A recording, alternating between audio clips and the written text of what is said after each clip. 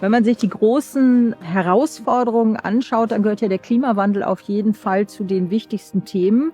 Und der Ernährungssektor ist da nicht zu unterschätzen. Also je nach Studie haben wir einen Anteil des Ernährungssektors von etwa 30% an den Klimawirkungen. Und insofern lohnt es sich auf jeden Fall in diesem Feld nachhaltigere Praktiken zu etablieren. Wenn wir uns überlegen, dass immer mehr Menschen außer Haus essen und dass wir inzwischen bei einem Anteil von 40% Tendenz steigend sind, dann ist allein diese Zahl schon der Grund dafür, warum eine nachhaltige Außerhausgastronomie wichtig ist. Hier haben wir die Möglichkeit, dass Küchen Lebensmittel anbieten, wo man in einem größeren Stil einfach für mehr Nachhaltigkeit sorgen kann und nachhaltigere Angebote machen kann. Das hat etliche Vorteile gegenüber der Situation, dass wir die privaten Endkunden überzeugen müssen, nachhaltig zu handeln. Was die Wirtschaftlichkeit angeht, da ist es so, dass wir oft eine Schieflage haben in der Wahrnehmung. Im Krankenhausbereich habe ich die Erfahrung, dass der Lebensmitteleinkauf in der Regel keine 2% am Gesamtbudget ausmacht. Wir haben viele Möglichkeiten genutzt, sozusagen auch zu kompensieren, beispielsweise Speisepläne durchgeführt, deutlich weniger Fleischprodukte heute im Angebot als früher. Wir haben uns sehr intensiv mit dem Thema Lebensmittelverschwendung auseinandergesetzt, sparen da also auch mittlerweile erhebliche finanzielle Beträge, die der Küche wiederum bleiben, um nachhaltigere, bessere Lebensmittel einzukaufen. In allen 5 Einrichtungen wird frisch gekocht. Ich finde es wunderbar, wenn Kinder merken, dass es im Haus nach Essen riecht, dass man merkt, hier entsteht was, wo sie mitbekommen, was gemacht wird, wie Lebensmittel, wo die herkommen, wie die verarbeitet werden, weil ich glaube, nur dann kann ich eine Wertschätzung entwickeln, denn Ernährung ist auch ein Teil unserer Bildungsvereinbarung. Die Kinder haben einmal eine Transparenz in die Küche, dass sie sehen, wo das Essen gekocht wird.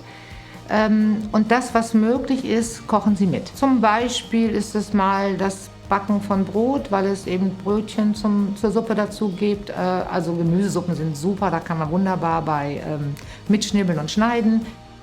Ich würde es auf jeden Fall sagen, es ist machbar, weil ich die Angst vor dem selber Kochen, die Angst davor, das selber zuzubereiten, nehmen möchte, sondern Mut machen möchte, das zu tun, weil ich eben davon überzeugt bin, dass es die gesundeste Ernährung ist für Kinder. Aber ich glaube, wenn man kreativ das mal angeht und durchdenkt, dann geht das.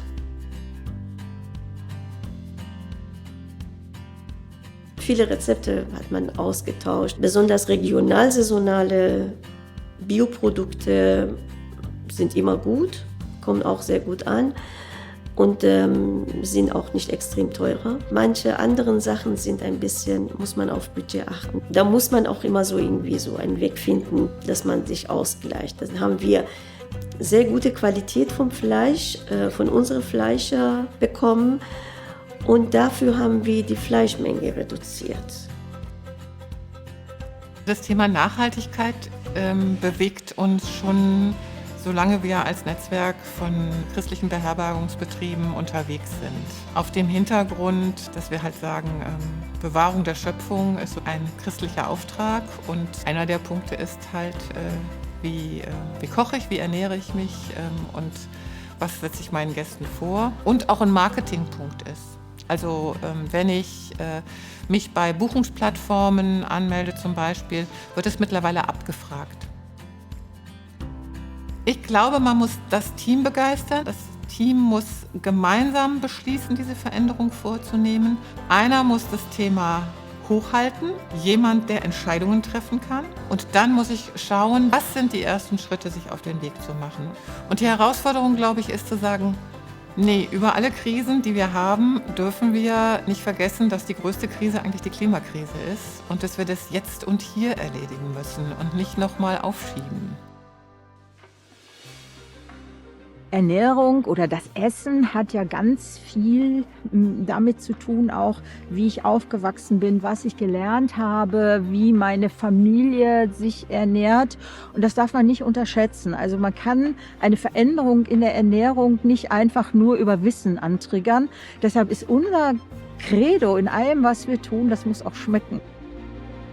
Das ist machbar, eine Umstellung und Veränderung, weil man schon, glaube ich, mit kleinen Dingen starten kann und weil es bei den Gästen sehr gut ankommt. Da muss man einfach anfangen. Möglichst regional einkaufen, möglichst saisonale Sachen anbieten, weniger Fleisch. Also es gibt viele Rezepte, die richtig gut schmecken. Was die Küche dazu bewogen hat, mitzumachen, war eindeutig die Tatsache, dass die Rückmeldungen, die wir bekommen haben, unglaublich positiv gewesen sind. Die sind stolz auf das, was sie tun. Und irgendwann waren es wirklich offene Türen, die man eingerannt hat. Und die sind mittlerweile intrinsisch so motiviert, das ist fast schon Selbstläufer geworden.